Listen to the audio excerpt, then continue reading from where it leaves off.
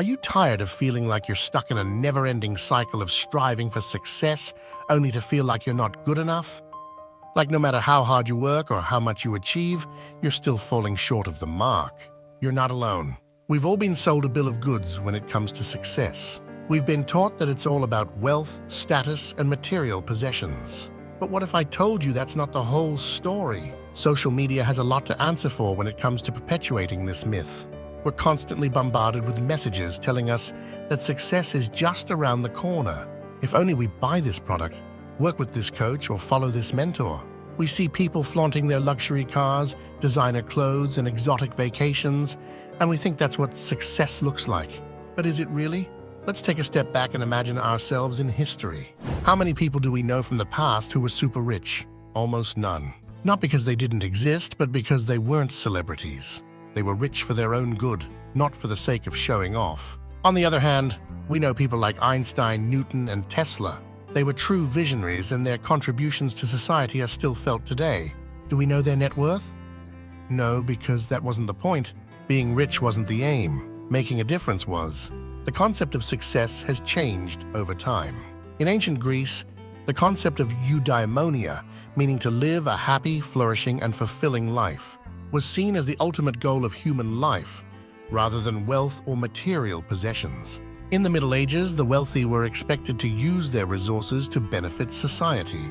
But with the Industrial Revolution and the rise of capitalism, the focus shifted to producing goods quickly and cheaply and making a profit. Later, the self-help industry emerged, telling people that success is something they can achieve on their own, if they just have the right attitude and work hard enough. The rise of consumer culture in the 20th century, particularly after World War II, further solidified the idea that success is equivalent to material possessions. Mass production, advertising, and the emergence of credit encouraged people to define success in terms of material possessions. This era marked the beginning of equating wealth and possessions with status and achievement. The Industrial Revolution, which began in the late 18th century, brought about significant economic changes.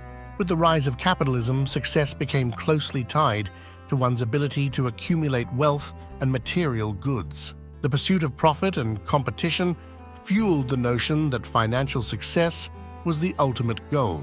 The advent of mass media, including television and later the internet, further amplified the portrayal of material wealth as a marker of success. With the rise of social media in the 21st century, individuals are constantly exposed to curated images of wealth and success, leading to increased pressure to conform to these ideals. We've been taught a wrong definition of success. We've been led to believe that it's all about what we have rather than who we are. But true success is about living a life of purpose, making a positive impact, and leaving a lasting legacy. It's about being true to ourselves, pursuing our passions, and making a difference in the world. So why do we keep falling for the success trap? Why do we keep chasing after someone else's definition of success rather than creating our own? I think it's because we're afraid. We're afraid of not being good enough, of not being loved or accepted. We're afraid of failure, of rejection, of not fitting in. We're afraid of being ourselves because we don't know if that's enough. But here's the thing, failure is not the opposite of success. It's a part of success. Every great achievement requires risk, and every risk comes with the possibility of failure. But it's in those moments of failure that we learn and grow. It's in those moments that we discover our true strength and resilience. And here's another thing, success is not a destination. It's a journey. It's the sum of our daily choices, our actions, and our decisions. It's the way we live our lives, not just the end result. So how do we break free from the success trap? How do we redefine success on our own terms? We have 8 useful suggestions for you that'll help you in breaking free from this trap. Number 1, start by asking yourself what truly matters to you. What are your values, your passions, your goals? What kind of person do you want to be? Number 2, stop comparing yourself to others.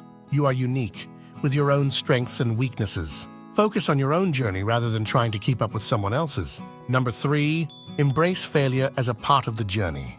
Don't be afraid to take risks and try new things. Remember, every great success story started with a failure or two. Number 4, focus on the present moment rather than constantly looking to the future. Enjoy the journey rather than just the destination. Number 5, Surround yourself with people who support and encourage you, rather than those who bring you down. Number 6, take time to reflect on your progress, your successes, and your failures. Celebrate your wins, no matter how small they may seem. Number 7, be patient with yourself. Success is not a quick fix, it's a long-term journey. Number 8, and finally, remember that success is not just about you. It's about the people you touch, the souls you impact, and the difference you make in the world. So the next time you're scrolling through social media, remember that the highlight reels you're seeing are just that, highlights. They don't show the struggles, the failures, or the moments of doubt. They don't show the true measure of a person's success. So let's stop chasing after someone else's definition of success and start creating our own. Let's focus on living a life that truly matters and leave the rest to history. Now, we'd love to hear from you. Have you ever felt stuck in the success trap? Share your experiences with us in the comments section below. What made you feel trapped? Was it the pressure to constantly achieve more, the fear of not meeting others' expectations, or something else entirely? Let's keep the conversation going and support one another in breaking free from the limitations of societal success and embracing our own unique paths to fulfillment. If we managed to keep you hooked till now, give us a thumbs up and give that subscribe button a tickle for more insights, tips, and the coolest content. Until next time, stay connected and stay mindful. This is the Yays and Nays signing off for today.